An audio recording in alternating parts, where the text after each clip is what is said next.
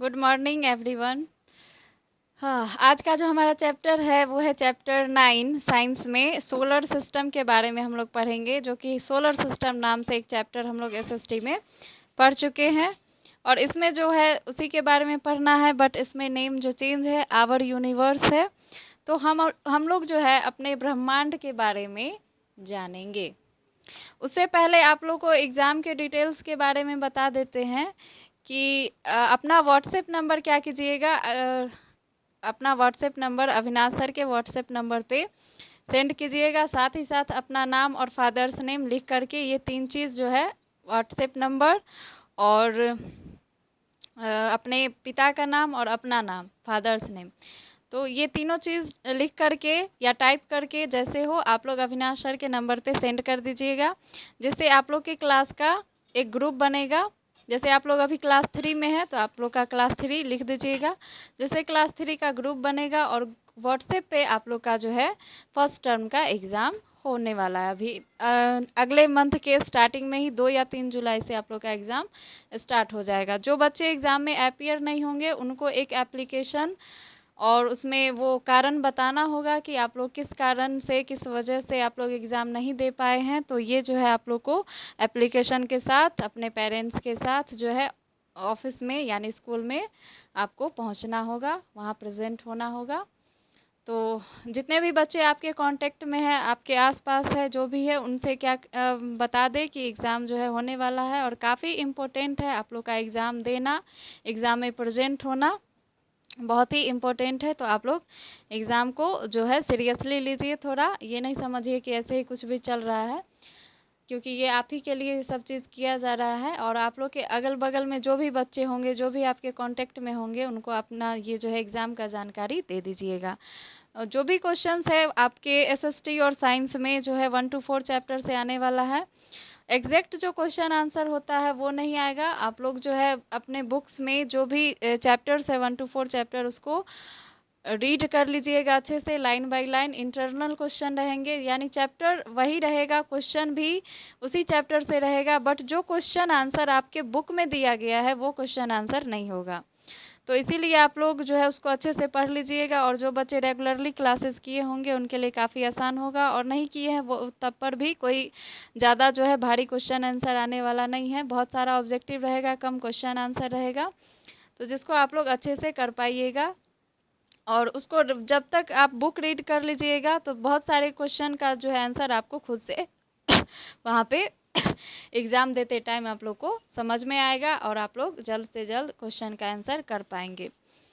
तो आज जो है हम लोग आवर यूनिवर्स चैप्टर, इसको हम लोग पढ़ लेते हैं, जिसमें थोड़ा सा इंट्रोडक्शन दिया गया है। वैसे इस चैप्टर में आप लोग को पढ़ना बेसिकली 6 टॉपिक्स है, जिसमें फर्स्ट टॉपिक है the sun and the solar system, second है द प्लैनेट्स, थर्ड है द अर्थ, फोर्थ है the moon and its phase, fifth है द स्टार्स और सिक्स है इंडियन एस्ट्रोनॉमर्स। तो इसके स्टार्टिंग में कुछ दिया गया है। Our universe consist of the sun, the earth and other planets, the moon and the stars.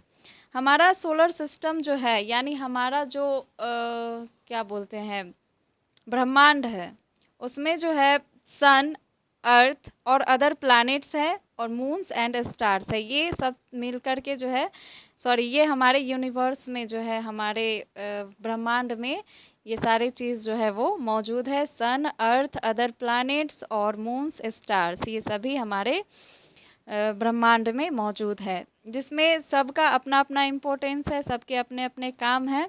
जिसमें सबसे पहला टॉपिक है आपका द सन। सन के बारे में हम लोग पढ़ेंगे, जानेंगे क्या है। Sun is a huge ball of hot gases. Sun जो है एक बड़ा सा बॉल है गर्म गैसों का।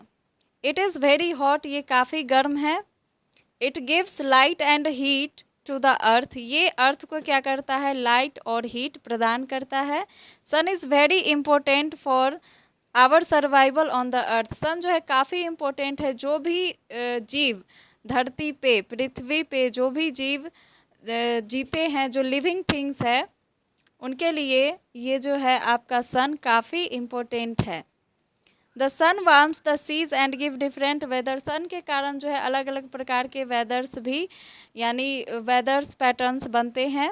It gives energy to the growing green plants that provide food and oxygen for life on the earth.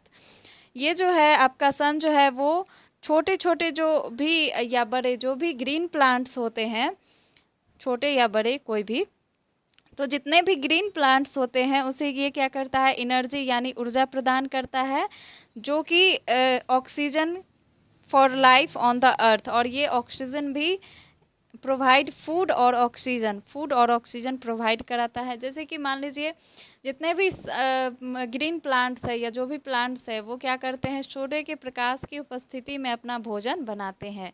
तो उन्हें जिनका भोजन है ये उनके लिए तो और ज़्यादा इम्पोर्टेंट है, क्योंकि सूर्य के प्रकाश में जो भोजन बनाते हैं उनके लिए अगर ये ना रहे तो उनका जो जीवन है वो समाप्त हो जाएगा। तो हम सब पेड़ पौधे जितने भी मनुष्य सब एक दूसरे से रिलेटेड है, सबको एक दूसरे की आवश्यकता भी होती है। उसी तरह से सन को भी प्लांट्स को भी सन की आवश्यकता है। नेक्स्ट टॉपिक है हमारा the solar system. The solar system consist of sun and 8 large heavenly bodies revolving around the sun called planets. Solar system जो है वो मेनली कंसिस्ट है 8 लार्ज हेवनली बॉडीज उसमें है, जिसको हम लोग जो कि सन के चारों तरफ है, जिसको हम लोग प्लैनेट्स कहते हैं। The 8 planets are Mercury, Venus, Earth, Mars, Jupiter, Saturn, Uranus and Neptune. ये जो 8 प्लैनेट्स है उसके नाम आप पर याद कर चुके हैं, समझ चुके हैं। क्या है? Mercury, Venus, Earth, Mars, Jupiter, Saturn, Uranus and Neptune. ये जो भी सोलर सिस्टम के 8 प्लैनेट्स हैं। The names of the planets are after Greek gods and goddesses. ये जो आप नाम सुन रहे हैं, Mercury, Venus, Earth, Mars, Jupiter, Saturn, Uranus, Neptune, ये जो है ग्रीक गॉड के नाम पर ये सभी 8 प्लैनेट का नाम जो है उन्हीं पे आधारित है। यानी ये सब नाम जो है गॉड के नाम से रखा गया है, इन सब का नाम। The planets continuously circle around the sun on fixed path called orbits. Planets जो है वो कंटिन्यूसली सर्कल यानी लगातार एक वृत्ताकार पथ पर सन के चारों तरफ एक फिक्स पाथ पे मूव करते हैं, यानी घूमते हैं। फिक्स पाथ, ना लेफ्ट ना राइट, एकदम फिक्स पाथ जो होता है। तो वृत्ताकार पथ यानी गोल गोल सन के चारों तरफ राउंड राउंड घूमते हैं, गोल गोल घूमते हैं, जिसको हम लोग ऑर्बिट्स बोलते हैं। The solar system is always in motion. Solar system जो है हमेशा एक मोशन में होता है, गति में होता है। वो कभी स्टॉप आप उसको नहीं देखेंगे। जब भी टेलीस्कोप से आप देखिए तो उसमें क्या होगा कि आपको दिखेगा कि जितने भी सोलर सिस्टम के प्लैनेट्स हैं वो सोलर यानी सन के चारों तरफ घूमते रहते हैं, वो कभी रुके हुए नहीं होते हैं। The sun is the biggest object in the solar system. Sun जो है सोलर सिस्टम का सबसे बड़ा ऑब्जेक्ट है। ये साइज, आकार, ये सब चीज़ में जितने भी 8 प्लैनेट है उससे काफ़ी ज़्यादा बड़ा है सन जो है। The sun is the centre of the solar system. ये जो 8 प्लैनेट है यानी सोलर सिस्टम का केंद्र भी माना जाता है सन को। The shape of the solar system is elliptical, that is shape of an egg.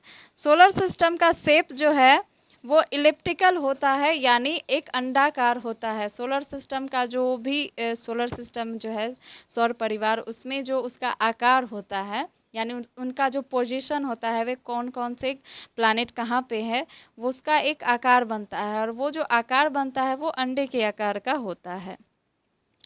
तो ये थे आपके सोलर सिस्टम, जिसमें आप लोगों ने देखा कि सोलर सिस्टम जो है उसमें मेनली कंसिस्ट कितने प्लैनेट होते हैं। Solar system mainly consist of 8 planets. तो इसमें 8 जो है वो लार्ज हेवनली बॉडीज़ होते हैं। 8 प्लैनेट्स आप लोग देखें, Mercury, Venus, Earth, Mars, Jupiter, Saturn, Uranus and Neptune.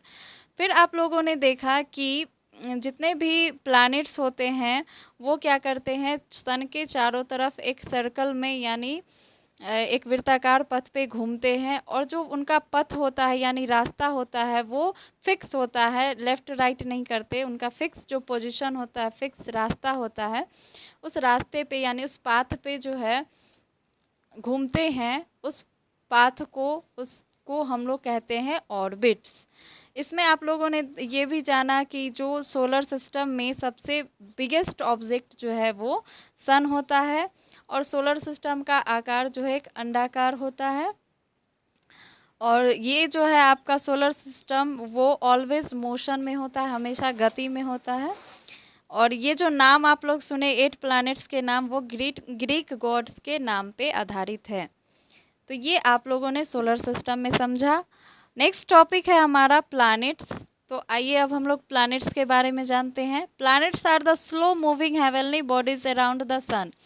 Planets जो है वो स्लो मूविंग यानी धीमी गति से घूमने वाला, सन के चारों तरफ घूमने वाला हेवनली बॉडीज है। You can see them on the clear night sky with the help of a telescope। जैसे ऐसे आप लोग अगर रात के समय में स्काई में अगर देखेंगे तो आप लोग को उतना दिखाई ही नहीं देगा।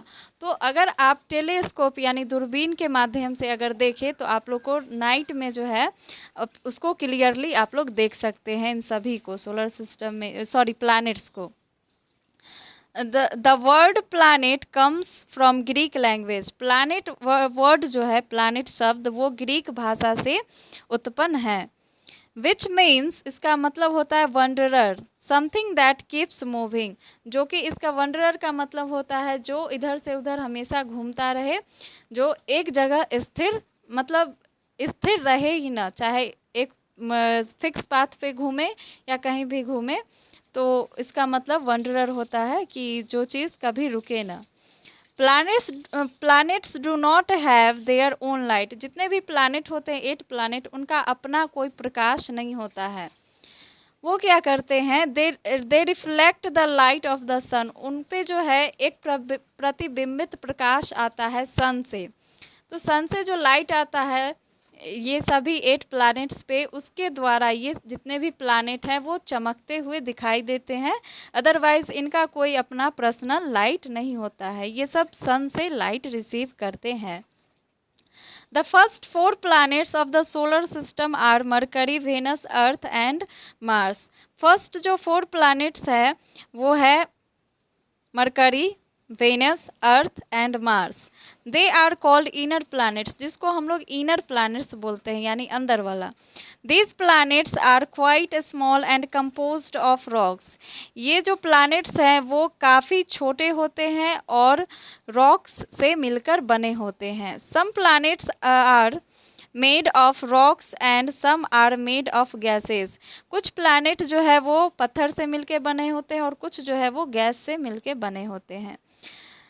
The other 4 planets are Jupiter, Saturn, Uranus and Neptune। They are much larger planets and very gaseous in nature। उसके बाद जो 8 प्लैनेट में से 4 जो बच जाते हैं वो काफ़ी लार्ज है, जो कि है आपका Jupiter, Saturn, Uranus and Neptune. ये काफ़ी जो है लार्ज है, बड़ा है और काफ़ी ये गैसियस नेचर का होता है, ये जितने भी प्लैनेट्स हैं। यहाँ पे एक दिया गया है, do you know Mars is also called the red planet because the rock of that is made from a red in colour. Mars जो है वो मेनली उसको रेड प्लैनेट भी कहा जाता है। क्यों? क्योंकि यहाँ पे जो है काफ़ी सारे जो रॉक्स है वो रेड कलर के हैं, यानी बहुत सारे रॉक्स है यहाँ पे। तो रॉक्स के कारण जो है ये मार्स हमारा रेड दिखता है, इसीलिए मार्स को हम लोग रेड प्लैनेट के नाम से भी जानते हैं। तो इसमें आप लोगों ने देखा प्लैनेट्स में कि प्लैनेट जो है आप इसको प्लैनेट को रात के समय में टेलीस्कोप के द्वारा देख सकते हैं तो काफ़ी क्लियर आप लोग को दिखाई देगा। ये काफ़ी स्लो मूविंग हेवनली बॉडीज़ है जो कि धीरे धीरे सन के चारों तरफ घूमता है। और इसमें आप लोगों ने ये बात भी जाना कि इसका अपना कोई प्रकाश नहीं होता है, ये सन से लाइट रिसीव करते हैं। और 4 आप लोगों ने इनर प्लैनेट्स देखा जो कि काफ़ी छोटे होते हैं और क्या रॉक से मिलके बने होते हैं। कुछ प्लैनेट्स आप लोगों ने सुना, कुछ प्लैनेट जो है रॉक से मिलके बने होते हैं और कुछ जो है गैस से मिलके बने होते हैं। 4 आप लोगों ने प्लैनेट देखा, जुपिटर, सैटर्न, यूरेनस और नेपच्यून। ये सारे प्लैनेट जो है वो ज़्यादातर क्या है, लार्जर है यानी बड़ा है और गैसियस नेचर के होते हैं। तो प्लैनेट में आप लोग ये सब चीज़ पढ़े। और जो छोटे हैं मरकरी, वेनस, अर्थ, मार्स जो है ये काफ़ी छोटे प्लैनेट है और इनर प्लैनेट्स कहलाते हैं। और एक चीज़ आप लोगों ने जाना जैसे मार्स के बारे में कि मार्स जो है आपका प्लैनेट, उस पर बहुत सारे जो है रॉक्स हैं, जिसके कारण वो रेड प्लैनेट्स भी हमारा कहलाता है। तो यहाँ पे आपका प्लैनेट्स जो है वो फिनिश होता है। नेक्स्ट टॉपिक स्टार्ट होता है आपका द अर्थ। अब अर्थ के बारे में हम लोग जानेंगे। The earth is made up of land, water and air. Earth जो है वो बेसिकली 3 चीज़ों से मिलके बना हुआ है। लैंड यानी ज़मीन, वाटर पानी, और एयर यानी हवा। ज़मीन, हवा, पानी, ये तीनों चीज़ से मिलकर क्या बना है हमारा earth. Most of the earth surface is covered with water.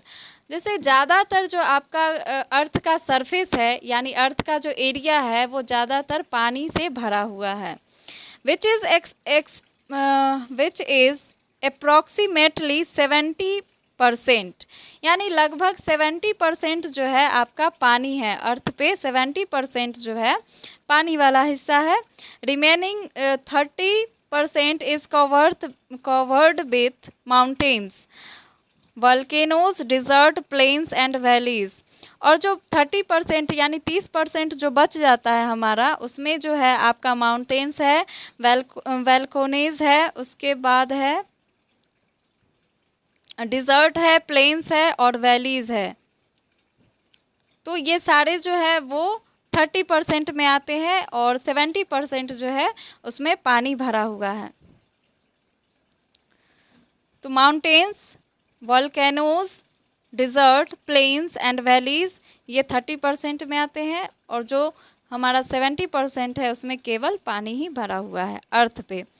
A layer of air that surrounds the earth is called atmosphere. A layer of air यानी एयर का जो परत होता है जो कि अर्थ के बाहर होता है यानी अर्थ के चारों तरफ होता है, तो उसको हम लोग यानी अर्थ जो है वो एयर से घिरा हुआ होता है, जिसको हम लोग कहते हैं एटमॉस्फेयर। एक परत बाई परत जो है गैस से घिरा होता है हमारा अर्थ, जिसको हम लोग एटमॉस्फेयर और हिंदी में वायुमंडल कहते हैं।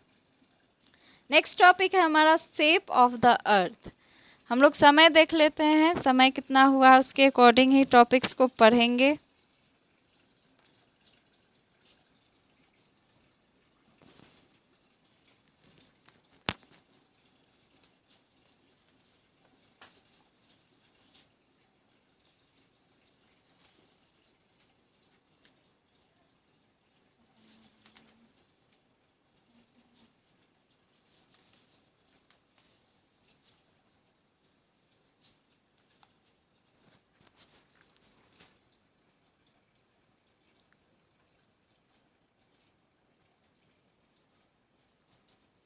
आज का जो समय है वो हो चुका है और जितने भी टॉपिक्स बचे हुए हैं उसको हम लोग कल देखेंगे। तो आज जो है आप लोग अपना अटेंडेंस बना लीजिएगा। ये जो भी टॉपिक्स आप लोग 2-4 टॉपिक्स पढ़े हैं उसमें अगर कहीं पे दिक्कत हो तो आप लोग मैसेज करके पूछ सकते हैं। और एग्ज़ाम की तैयारी, एग्ज़ाम का जो प्रिपरेशन होता है आप लोग अच्छे से करते रहिएगा। व्हाट्सएप नंबर याद से सेंड कर दीजिएगा ताकि आप लोग जो है एग्ज़ाम दे पाइएगा। नहीं तो ग्रुप में ऐड नहीं होइएगा तो एग्ज़ाम तो है आप लोग जो है एग्ज़ाम नहीं दे पाइएगा। तो अच्छे से क्या कीजिए, प्रिपरेशन करते रहिए, बहुत अच्छा नंबर आप लोग का आएगा, क्योंकि घर में बैठ के और अच्छे से हम लोग पढ़ सकते हैं। स्कूल आने जाने में वहाँ भी अच्छा से पढ़ाई और यहाँ भी अच्छा से और अच्छा से आप लोग घर में बैठे पढ़ सकते हैं। तो रिवीजन करना जो है आप लोग घर में बैठ के ही अच्छे से हो सकता है। तो अच्छे से पढ़ते रहिए, जो भी वीडियो है उसको देखते रहिए, पीछे से जो भी क्लासेस जो हुआ है आप लोग का उसको फिर से करते रहिए। यानी जो क्लासेस पीछे आप लोग का हो चुका है उसको एक बार देख ले और जो भी बुक्स के चैप्टर है उसको अच्छे से आप लोग पढ़ लीजिएगा, ताकि जितना भी टॉपिक है वो सारा आप लोग को जो है माइंड में कवर हो जाएगा। तो जितना भी आप कवर कीजिएगा उसी से रिलेटेड क्वेश्चन आपको मिलेंगे, चाहे जो भी सब्जेक्ट हो। तो क्वेश्चन का जो है काफ़ी लंबा क्वेश्चन भी नहीं रहेगा, छोटा छोटा क्वेश्चन रहेगा, आप लोग आंसर भी अच्छे से दे सकते हैं। तो फर्स्ट टर्म के एग्ज़ाम के लिए आप लोग प्रिपरेशन अच्छे से कीजिएगा, ओके। और अटेंडेंस आप लोग अपना बना लीजिएगा। कहीं पे दिक्कत हो तो मैसेज करके पूछ सकते हैं।